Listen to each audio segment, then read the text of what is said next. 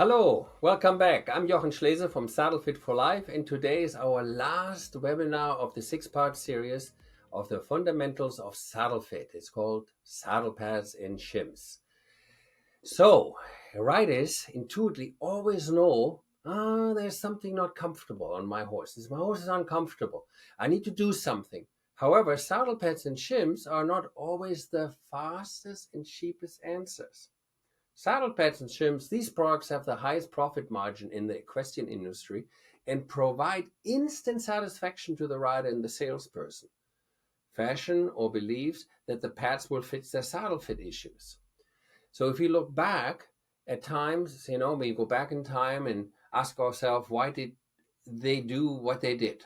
And if you go and say, why did they pay so much time? Well, obviously that was like for us today is the car, was there the horse. So they put a little bit more efforts into it. There was a special way how people learned how to fold the saddle pad to avoid these pressure points, especially on the horse's loins. So we had special pads, special saddles, and as I previously explained, mapping out the horse, there was the way of to do it. Why does the special way of folding the saddle pad not work on conventional saddle pads anymore? Because the trees and saddle design look different from last centuries to this centuries. The special way of folding saddle pad doesn't work anymore due to the different materials on the bottom of the saddle and because the badly designed saddle trees. Already in the previous seminars, I showed you this article multiple times. So it's going so bad that universities, veterinarians say these new design saddles really cripple our horses. So there's many books written about horses who are suffering in silence, horses who have back pains because of the equipment, and the saddle pad is part of it. We cannot ignore that the horse's last growth capsule finished at 6.5 years old, but we ride these horses much earlier. So we sometimes have horses who have deformed bone structures. And now we're trying with pads to accommodate this unevenness. Okay, it's kind of like you have bunions in your feet and you're trying to have special socks or insoles to compensate the deformity in your foot. So right there, that doesn't work. But the industry makes you believe it works because it's a little money, instant satisfaction. The salesperson made a lot of profit. You walk away only to find out it didn't really work. You still fall off to one side, shifting the saddle, and the horse is still deforming to the part where you see all these bones sticking out. So saddle pads could help but you need to understand where to use them, how to use them, and stay away from opinion, from fashion, from people who impose your will. Use your logic. Okay, we use it sometimes when the saddle is too low. But if the saddle is too low because you forced yourself back there because your saddle doesn't fit you, it makes no difference. You make it worse because if the saddle wraps you in the crotch or hurts your hip or your knees, you're going to avoid that pain point as much as you can. So if somebody props a lifter in the back, it's getting worse. So now you're forcing twice your weight in the back to get away from the pain. Okay. So if the saddle doesn't fit because it causes dry spots and you put more pads on it, you made it too worse. Absolutely ridiculous. Why? Again, an example. Your shoes are too narrow. Your toes are sitting on top of each other. You have blood blisters on your pinky. Oh, let me sell you a sock. Nobody would do it. But with saddles, we go to the saddle pad and only pinch the horse's cranial nerve 11. You see it on the top left, that half curved white line there. That's the cranial nerve 11. Inserts to the withers, which gets pinched. And then the outline, you see the bottom right. Many horses have this line. And one more time, if the shoe is too narrow, no pads will help. So at what time is the pad good? What can I use shim? When is the shim advanced or advised to do? And once you should always stay away. Keep in mind, you cannot use pads or shim if the metal of your plate doesn't fit. So one of the absolutely horrible ones are these ones who pull tight over the longest bone, the spinal processes on the withers, the biggest organ, the skin. So if you take your finger and you bend and pull that skin tight over your knuckle, you see that red stuff. And now you can't bend your finger. Your finger would inflame, your hand hurts, Many saddle pads have caused a lot of problem on the largest organ, the horse's skin, by pressing on the highest bone, the withers, right? Or this one of my favorite, the wither relief or the wither lifter or the cantle lifter, the lollipop, creates only unnecessary pressure where you're trying to avoid it in the first place.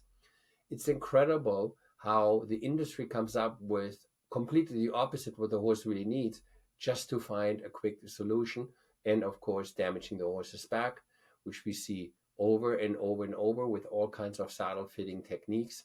If the tree is too narrow, bottom right is the saddle photo with the thermography. The heat is the pressure. It was so narrow, they put a pad underneath, and then with this gel pad here, they can prove how much that digs in the back. Or we have computerized saddle pads or Apple Watches for horses. And all this exists. We do not need to hurt these horses anymore. On the left, you see English and Western pads without wither relief. And on the right, you see English and Western pads with a wither relief. Well, obviously, if your horse has the withers, do me a favor, get the wither relief, right? It has to fit over the spine. When you have sheepskin, stick to it with the natural fiber. Don't go with the fake stuff. It creates massive problem. If you have it to show, oh, I got fluff, use those pads that have the fleece on the top, not on the bottom, unless you have real sheepskin. Stay away from these kind of pads because they create more harm than good. They sell you all kinds of ways that can go sometimes in the hundreds of dollars to take your good fitting saddles into an ill fitting saddles because you decrease the spinal freedom and bang, you end up with spinal problems. Same with these ones.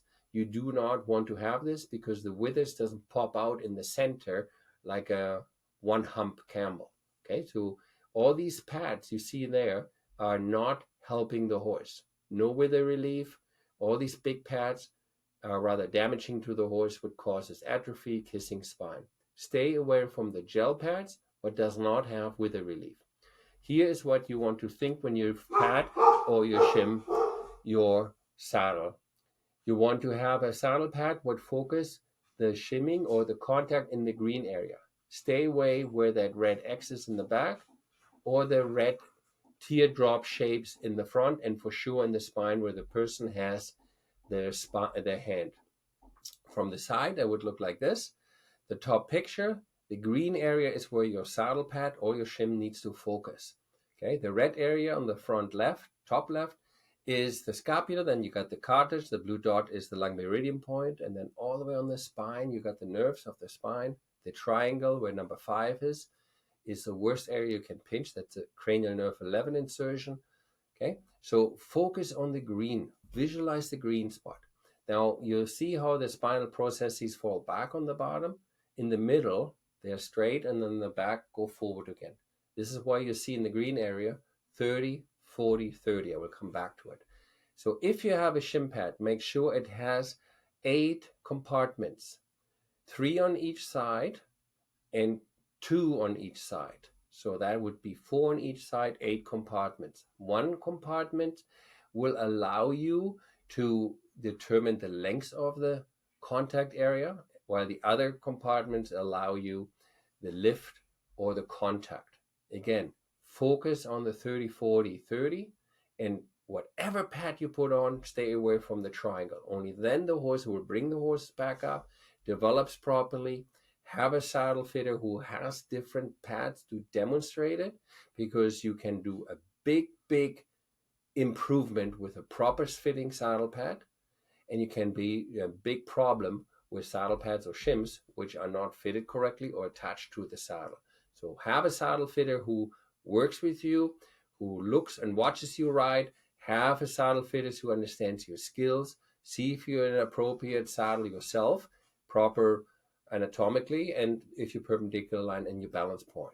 Okay, just as I always said, make sure you do what I did. Surround yourself with smart people. I followed around the experts around the world and find wonderful professors who really explain to me the anatomy, physiology, and biomechanics of horse and riders. And you can do the same thing. You know, you can educate yourself, get yourself a book or Apple Watch for horses or thermography, or to make it even easier, if you're eager to expand your knowledge and find a solution for your saddle fit question, look no further. Our evidence-based saddle fit education offers comprehensive online courses designed to deepen understanding of anatomically correct saddle fit for you and your horse. So check us out on the saddlefitforlifeacademy.com. Thanks very much, and I'll see you at the next webinar.